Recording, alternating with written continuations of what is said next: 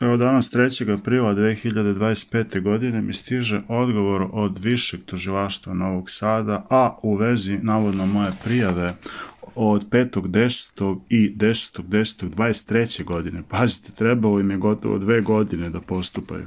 Oni su u somborsko tužilaštvo to prosledilo Novosadskom, a vezano za zostenje pasa, kako policija Odžaci nije postupila po mojim prijavama.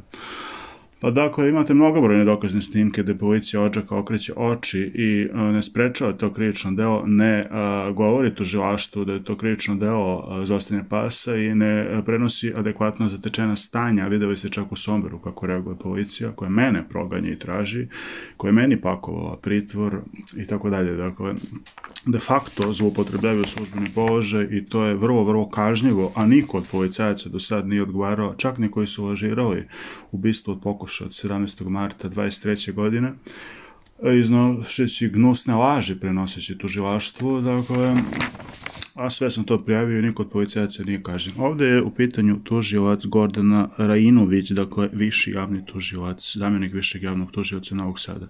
Ovo sve objavljujem sutra kad dođe do promjena ove kriminalne vlasti, da se zna da se procesuiraju krivično svi odgovorni koji nisu radili po zakonu, kako policajci, tako tužioci, sudije, načelnici, komandiri policije i tako dalje.